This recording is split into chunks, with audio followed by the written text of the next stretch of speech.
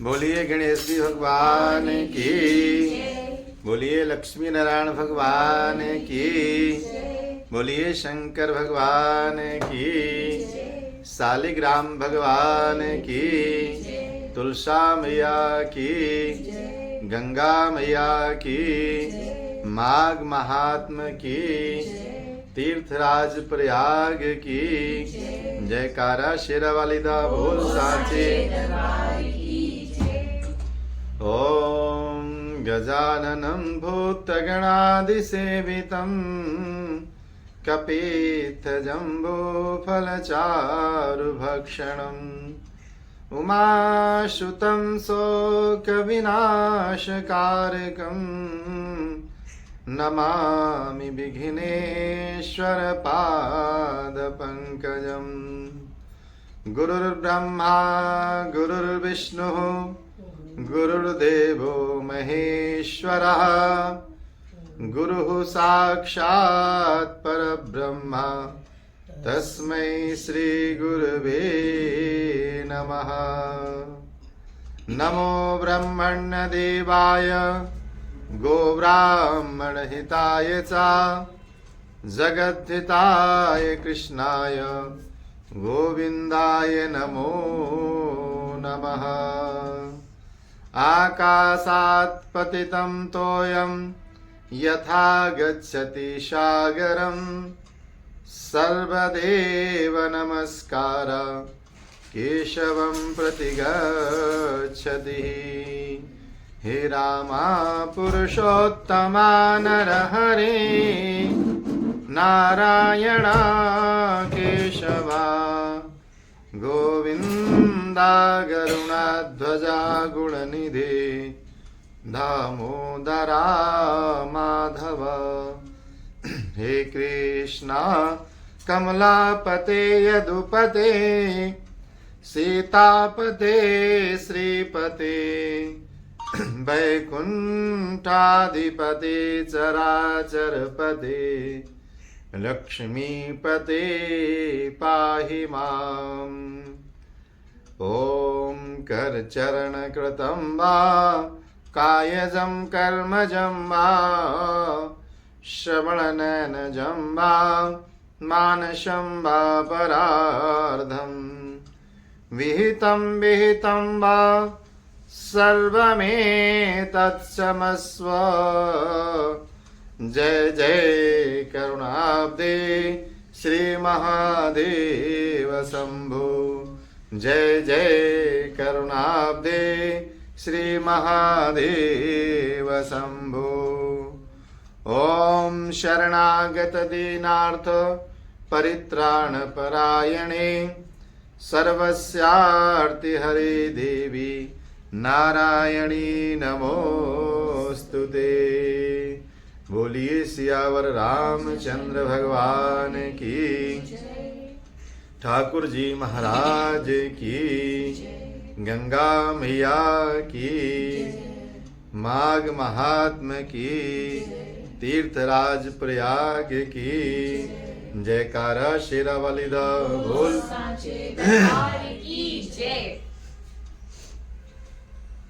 माघ महात्म की कथा में जो कथा आप लोग सुन रहे हैं उसमें विशेष रूप से तीर्थराज प्रयाग का वर्णन आता है। और तीर्थराज प्रयाग में गंगा यमुना सरस्वती तीनों हमारी पवित्र माताओं का संगम है। और उस संगम स्थान में तीर्थराज प्रयाग जो सभी तीर्थों के राजा हैं वो निवास करते हैं। वैसे तो हमेशा के लिए यह स्थान पवित्र है, लेकिन माघ के महीने में इसकी पवित्रता और बढ़ जाती है। इसलिए माघ के महीने में वहां जाके स्नान करने का विशेष पुण्य फल बताया गया है। तीर्थराज प्रयाग की भूमि पे कदम पड़ना ही हमारी यात्रा सार्थक है। इसलिए इन सब कथाओं में अंत में यही बताया जाता है कि तीर्थराज प्रयाग के जल की एक बूंद से भी हमारा परम कल्याण हो जाता है। अगर कोई व्यक्ति किसी कारणवश नहीं पहुंच पाता है तो वहाँ का अगर जल कोई गया हो तो उससे मंगा लें और उससे आचमन कर लें और अपने ऊपर सिंचन कर लें, तो आपको बैठे बैठे भी पुण्य प्राप्त होता है। कथा में आप लोगों ने सुना है कि स्नान करके कोई जा रहा है तो उसके शरीर से एक बूंद किसी के ऊपर गिर गई तो पवित्र हो गया। तो अगर हमारे पास किसी माध्यम से वहाँ का पवित्र जल आ जाता है तो हम उस जल से आचमन करें और अपने ऊपर सिंचन करें, अपने घर में भी छिंटा लगाएं। परमात्मा की कृपा से हमें वो पुण्य प्राप्त हो जाएगा घर बैठे हुए। कहते हैं समस्त सुखों एवं ऐश्वर्य भोगों को प्राप्त करते हैं वो लोग जो ऐसे तीर्थों के प्रति अपने भाव पवित्र रखते हैं। ऐसा तभी होता है जबकि उनके पूर्व जन्म के कृत पूर्ण धार्मिक रहे हों। हर चीज को हम उसके महत्व को समझते हुए भावनात्मक रूप से जानें, और ये वही करते हैं जो लोग धार्मिक होते हैं। नहीं तो सुबह दोपहर शाम हम अपनी दुनियादारी में लगे ही रहते हैं।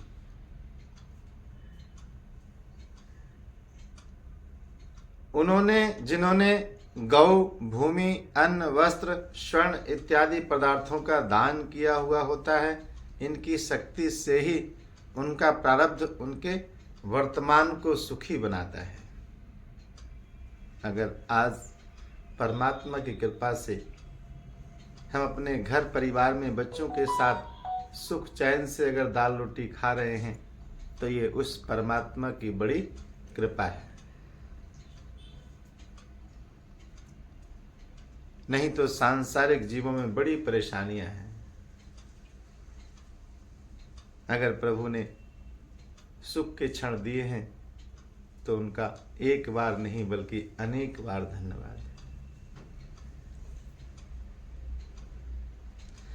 ईश्वर तथा धर्म का ऐसा ही विधान है, इसमें किंचित मात्र भी संशय या तर्क करना कोई महत्व नहीं रखता है। ये तो आप लोगों को कथा में पहले भी बताया गया है कि अपने धर्म शास्त्रों के प्रति या पौराणिक कथाओं के प्रति ज्यादा तर्क और वितर्क नहीं करना चाहिए, क्योंकि तर्क वितर्क करने से हमारे भाव जो हैं वो बिगड़ते हैं, बनते नहीं हैं।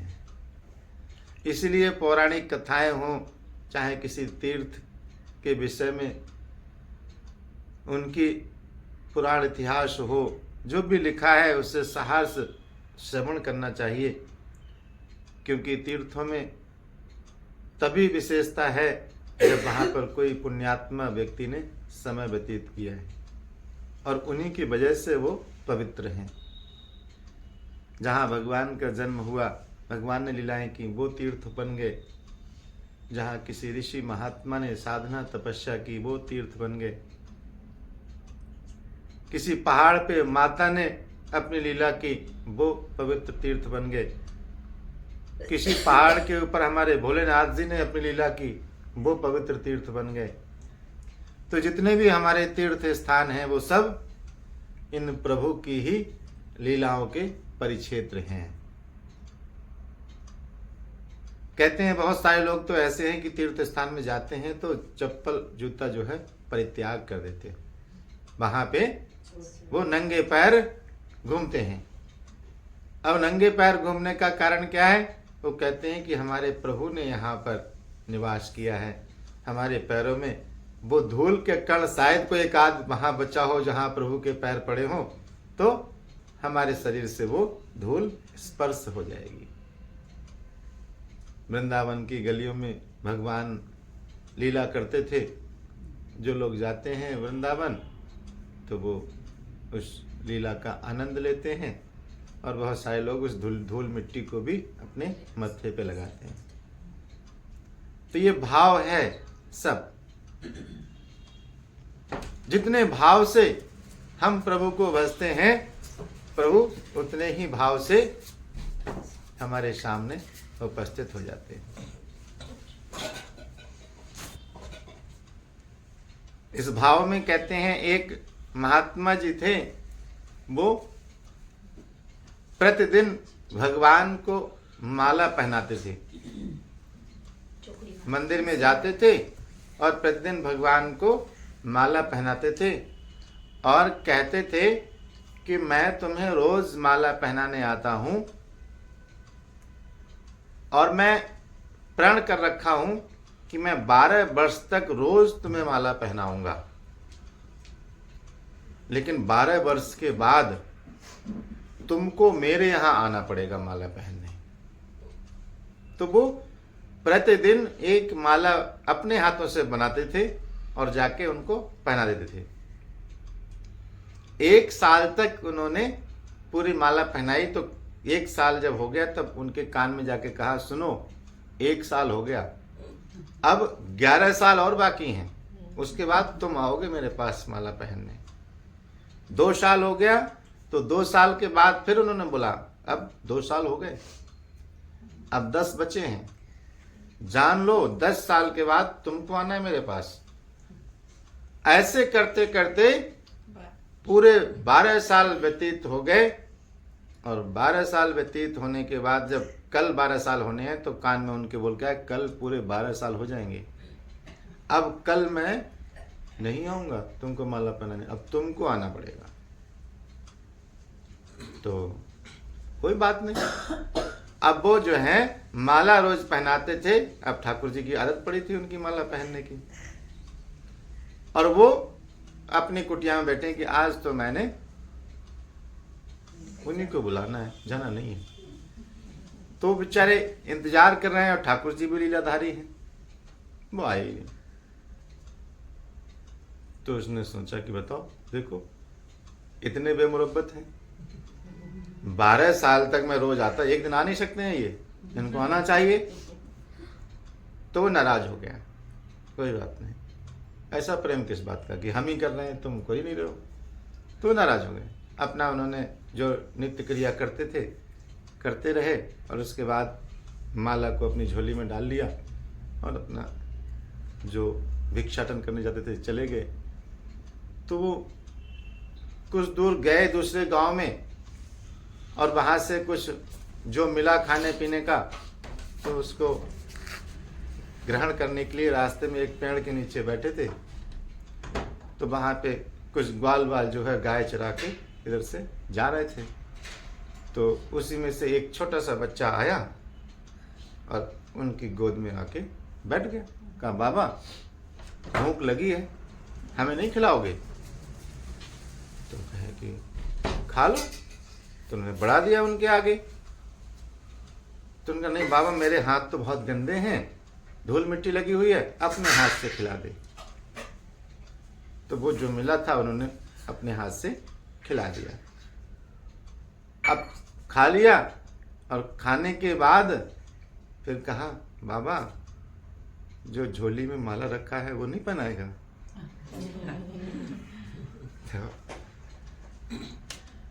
जब ये कहा कि झोली में माला रखा है वो नहीं पहनाएगा, तो बाबा समझ गए, ओह इसकी लीला है, तेरी लीला है? तो बाबा ने झोली में से माला निकाल के पहना दी।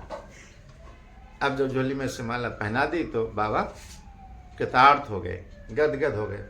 तो कहते, तू सुबह क्यों नहीं आया? क्योंकि सुबह बाबा भक्त लोग बहुत आते हैं, इसलिए फुर्सत नहीं मिली वहाँ से निकलने की। अब तो इंतजार ही नहीं कर पाया, तो बिगड़ गया कि अब दोस्ती खत्म। तो हम दोस्ती खत्म नहीं करते, हम तो निभाते हैं। तो भगवान जी जो हैं हमारी सारी गतिविधियों को नोट करते हैं। ऐसा नहीं है कि हम जो कुछ कर रहे हैं वो नहीं जान रहे हैं। सच्चे मन से ही तो वो कान में बोल के आते थे ना कि 12 साल के बाद तुमको आना होगा, और हमेशा ध्यान दिलाते थे। हम क्या करते हैं, हम कोई चीज निरंतर नहीं करते। हम कुछ दिन करते हैं, उसके बाद उस चीज को वैसे नहीं करते। और भगवान के भजन चिंतन में निरंतरता की बहुत आवश्यकता है और वास्तविकता की आवश्यकता है कि आप उसे सिर्फ एक काम समझ के या ये ना समझे, ये समझे ये वास्तविकता है जो आप कर रहे हैं। और जिस दिन हमारे कार्यों में वास्तविकता सम्मिलित हो जाती है, परमात्मा हमारे सामने साकार रूप में खड़े हो जाते हैं। कहते हैं ईश्वर तथा धर्म का ऐसा विधान है, इसमें किंचित मात्र भी तर्क नहीं करना चाहिए। हे विप्रवर, अधिक कहने सुनने से क्या तथा अधिक तर्क वितर्क का भी क्या लाभ। जिन मनुष्यों ने अपने पूर्व जीवन में अन्न, वस्त्र, स्वर्ण तथा गौदान किया है, कन्यादान किया है तथा समस्त प्रकार के उत्तम दानों को किया है, उनका वर्तमान तो सुखमय होना ही है।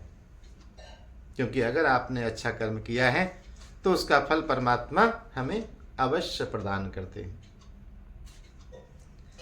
जिन्होंने भूमि, आसन, तांबूल, तंडुल, मंदिर, स्वर्ण, धन, यक्ष, भोज, चंदन इत्यादि वस्तुओं का दान किया है, उन्होंने निश्चय ही अपने अतीत, वर्तमान तथा भविष्य को संवारा है। उनको दोनों ही लोकों में सुख तथा शांति प्राप्त होती है। यह लोक भी अच्छा होता है और परलोक भी अच्छा होता है। जिस प्रकार सत्कर्मों से सुंदर एवं सुखद प्रारब्ध का निर्माण होता है, उसी प्रकार जिन मनुष्यों ने कभी भी अपने पूर्व जन्म में किसी प्रकार के सत्व कर्म नहीं किए हैं तथा मन से, वचन से और कर्म से समस्त प्रकार के पाप कर्मों में लिप्त रहे हैं, उन्होंने परलोक एवं केवल पाप ही पाप किए हैं। मद्यपान, दुष्कर्म इत्यादि पाप कर्मों में लीन रहे हैं, उनका दोनों लोक जो हैं वो नष्ट हो जाते हैं। यहाँ भी नाना प्रकार की परेशानियां होती हैं और यहाँ से जाने के बाद भी वहां भी नाना प्रकार की परेशानियां उनको होती हैं। वसु के प्रेत ने आगे कहा कि हे ब्राह्मण, मेरे इस कथन का प्रत्यक्ष प्रमाण तुम्हारे सम्मुख मैं स्वयं हूं। वर्तमान में यह जो प्रेत योनि मुझे प्राप्त हुई है तथा मैं जो असहाय होकर कायर दीनहीन दशा में भूख, प्यास, सर्दी, गर्मी, पीड़ा के कष्टों को भोग रहा हूं, यह सब मेरे पूर्व जन्मों के कर्मों का ही फल है। अगर मैंने अपने पूर्व जन्म में अच्छे कर्म किए होते तो मुझे ये दुख नहीं सहना पड़ता। हे पुण्यात्मा ब्राह्मण, मेरा अहोभाग्य है कि मुझे तुम्हारे दर्शन प्राप्त हुए हैं। तुम विष्णु भगवान के परम भक्त हो। माता पिता, गुरुजनों तथा सभी श्रेष्ठ जनों की आप सेवा करते हो। धर्मात्मा एवं सदाचारी हो। सदैव ही भगवान विष्णु की भक्ति में लीन रहा करते हो। तुम्हारा जीवन धर्म और सत्कर्मों के अधीन है। अतएव हमारे जैसे भूत, प्रेत, राक्षस, पिशाच, वेताल इत्यादि दुष्ट तथा हिंसक योनिधारियों से तुम्हारा स्वप्न में भी कोई अनिष्ट नहीं हो सकता।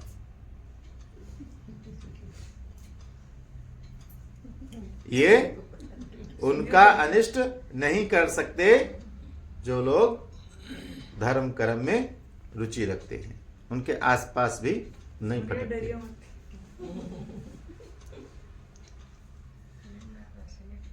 तुम्हें हमसे डरने की कोई आवश्यकता नहीं है। चाहे तुम जंगल में खड़े हो, चाहे एकांत वीरान में भी खड़े हो, वहां हम तुम्हारा कुछ भी नहीं बिगाड़ सकते। ये खुद प्रेतात्मा उन पंडित जी से कह रहे। कहते हैं भगवत भक्त की पवित्र ग्रह नक्षत्र दिक्पाल देवता इत्यादि सदैव रक्षा करते हैं। भगवान हमारी सदैव रक्षा करते हैं। स्वयं भगवान भी अपने भक्त का ध्यान रखते हैं कि मेरा बच्चा है, इसलिए बिल्कुल बच्चे की तरह जैसे मां बच्चे का ख्याल रखती है, ऐसे ही भगवान हम सबका ख्याल करते हैं। इसीलिए प्रभु के ऊपर हमें पूरा भरोसा होना चाहिए। मेरे प्रभु हैं, मेरे साथ हैं, सदैव वो मेरी रक्षा करते हैं, मैं उनके अधीन रहता हूं। जब हम ऐसा भाव रखते हैं तो प्रभु हमारी सदैव रक्षा करते हैं। वो कहते हैं भगवत भक्त का यक्ष किन्नर असुर गंधर्व आदि को अपना दूत बना के भगवान ही भेजते हैं कि जाओ इनकी रक्षा करो। कभी अगर आपके जीवन में कोई व्यक्ति आपकी रक्षा करता है, आपकी सहायता करता है या सहयोग कर देता है किसी प्रकार का, तो वो व्यक्ति नहीं बल्कि परमात्मा ही उसे हमारी रक्षा करने के लिए भेजते हैं। भगवान के अनेकानेक रूप हैं और ऐसा कोई रूप नहीं है जिसमें भगवान ना विद्यमान हो। इसलिए प्रभु अपनी लीला के माध्यम से हमारे साथ सारी लीलाएं हमेशा करते रहते हैं। हम उन्हें कुछ समझ पाते हैं, कुछ नहीं समझ पाते। कहते हैं हे धर्मात्मा, ब्राह्मण भगवान की भक्ति के कारण तुम्हें तो सहज अभय प्राप्त है, क्योंकि तुम भगवान की भक्ति करते हो। तुम्हारा तो यह लोक भी अच्छा है और परलोक भी अच्छा है, लेकिन हमारा तो न यह लोक अच्छा है और न परलोक अच्छा है।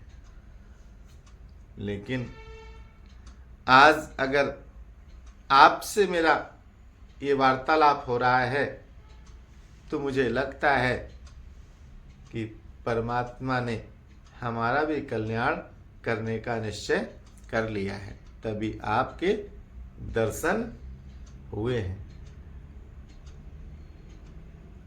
अगर हमारा मार्ग आगे सुगम है तो वो प्रभु की कृपा से ही सुगम है, और प्रभु की कृपा तब होती है जब हमें सत्संग प्राप्त होता है, और सत्संग से हमारा भाव बदलता है, और जब भाव हमारा बदल जाता है तो हमारे विचार उत्तम होते हैं, और जब विचार उत्तम होते हैं तो हमारी वाणी भी पवित्र होती है और हमारे मुख से कभी कोई अप्रिय वचन नहीं निकलता, और हम वाणी के माध्यम से परमात्मा का गुणगान प्रारंभ कर देते हैं और हमारा जीवन सफल हो जाता है। इसलिए हमें अपने भाव, अपने विचार और अपनी वाणी को सदैव निर्मल और पवित्र रखना चाहिए, जिससे हमारे जीवन का आगे का मार्ग हमेशा सुगम रहे और प्रभु की कृपा हमारे ऊपर बनी रहे। बोलिए लक्ष्मी नारायण भगवान की, बोलिए शंकर भगवान की। श्रीमन नारायण नारायण नारायण, श्रीमन नारायण नारायण नारायण, श्रीमन नारायण भजमन नारायण नारायण नारायण, भजमन नारायण नारायण नारायण, भजमन नारायण नारायण नारायण।